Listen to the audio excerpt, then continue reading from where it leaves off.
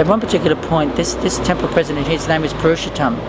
So the idea was Upananda. We have to put Upananda in the picture too, because he was the temple president, I think, after Churu, and he was a really laid-back person. Upananda. So there's Upendra and Upananda. Upendra and Upananda.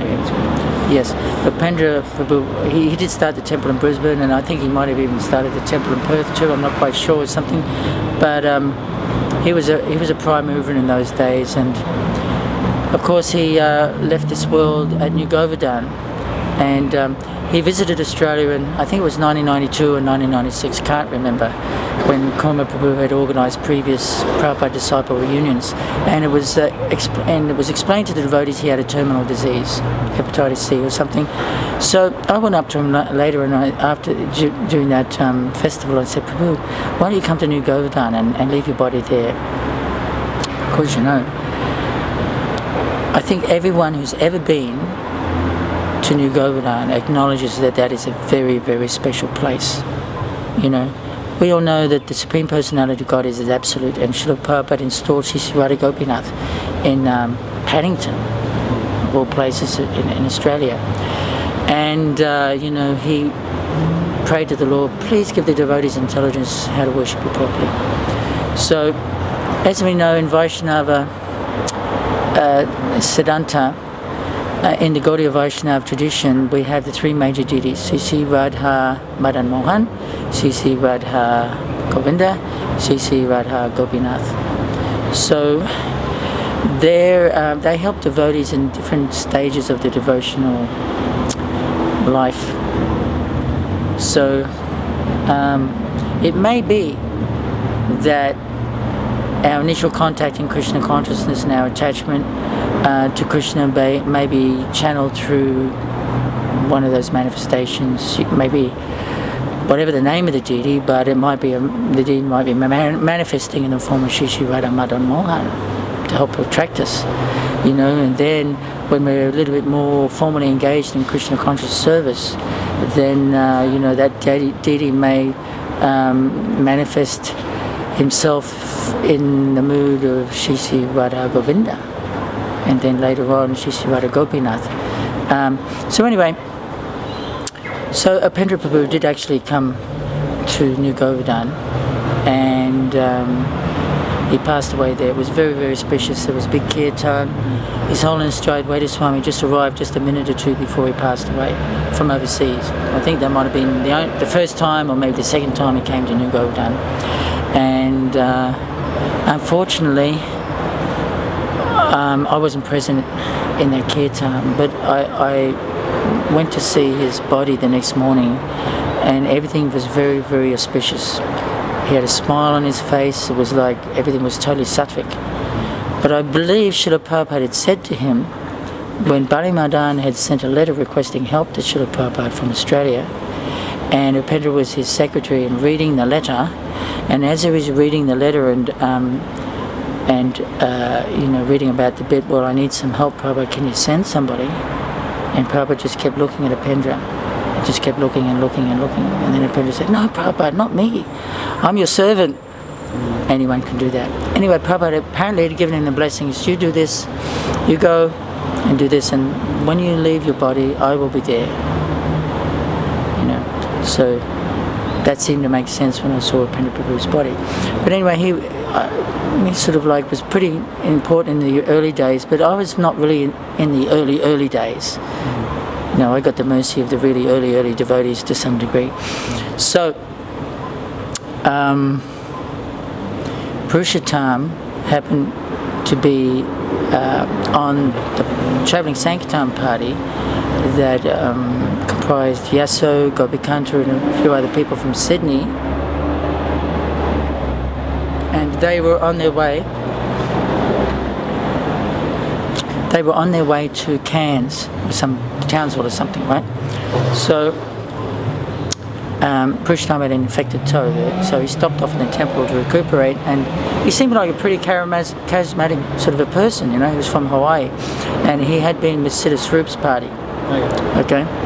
And when Siddha Swaroop joined ISKCON with all his following, he had a following. He used to be called Sai in Hawaii. He was like the guru there. and all the followers joined, and there were pictures in the back to God of mass shaves up, so 30 devotees getting shaved up at one time. And then later on, things didn't sit well, so he decided to kind of disassociate himself from the movement. So he sent around letters to his former followers to follow him, and Purushottam had that kind of idea. But he was inviting us up to his office in the evening, and it was, kind of quasi-spiritual. He'd have a candle burning, and he'd have some incense, and it had a tape sit chanting, and sobbing a little bit, breaking down in ecstasy while he's chanting, and it was all sounded really good, right? And Purushottam was indoctrinating us to some degree by saying, well, Krishna consciousness is really from the heart. It's not this robot sort of business, just shave your head and wear a dhoti, which is true to some degree. So he said, I'm going to leave and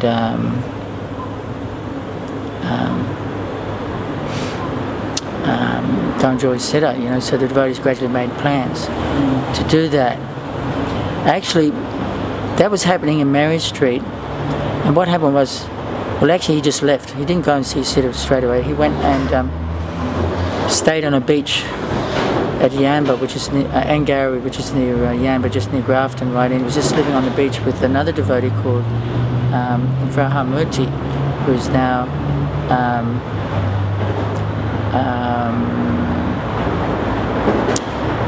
my memory is failing me, but he's a dear brother of mine. His name was originally Adrian. Anyway, there was surfer there, so Upananda, when Purushottam left then, Upananda became temple president again.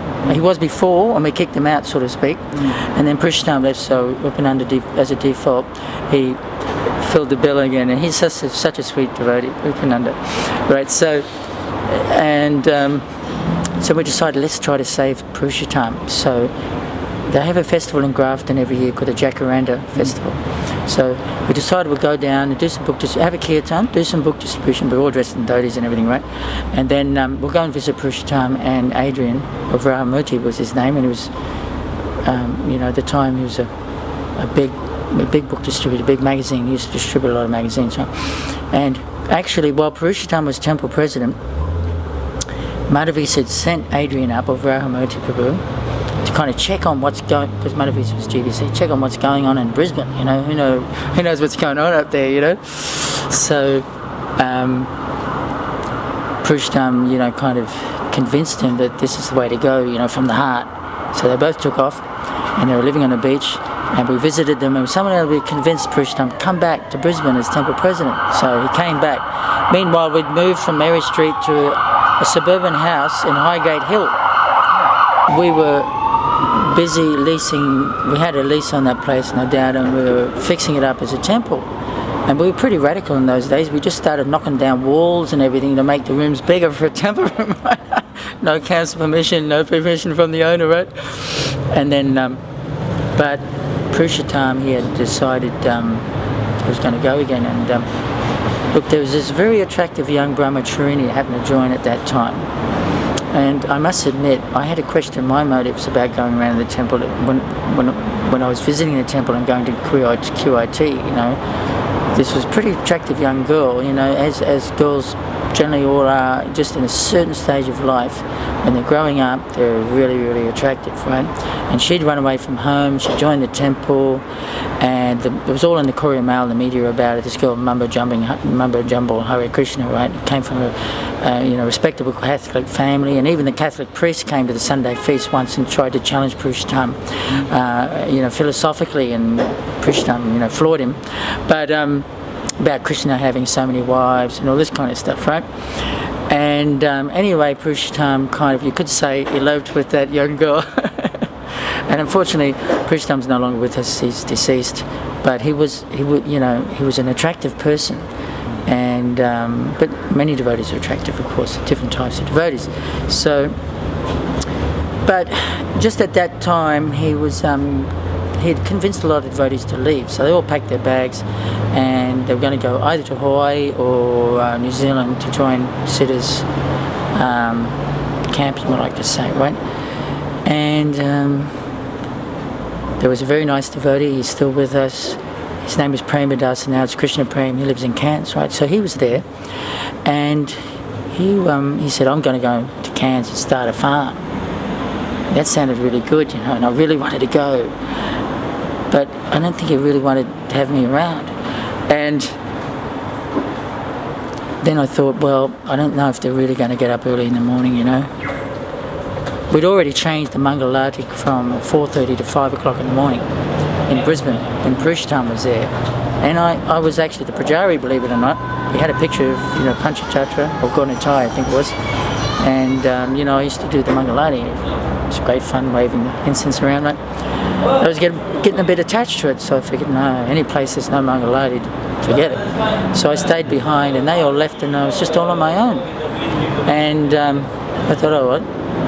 I'll just do Krishna consciousness on my own. It's fun. So, but in the back of my mind, I was thinking, you know, maybe something's not quite right. So then Yasso came up. It might have been Gopinatha or something. No, it was Buddhi. Yasso and Buddhi Manta came up. I thought they were on the way to Cairns. You know, many years later, I found out they were coming up to find out what was going on in the Brisbane Temple. And so they really encouraged me to go down to Sydney. And actually, Purushottam, when he left, he said, look, I think the best thing for you is actually to go down to Sydney Temple. Because he probably thought I was a robot-type devotee. That's the only place I could fit in. So, and I figured I should really follow that instruction. He's a temple president. So Yasso and Buddhi came, and they really wanted me to come to Sydney with them, you know. I said, no, it's okay, I'll be all right, you know. I was just too shy to go to a new temple and start all over again, you know. It's like I already had my little kind of happiness here. Anyway, they were driving out of the gate, and I ran after them at the back of the combi as they were driving out, and I said, oh, okay, I'll come.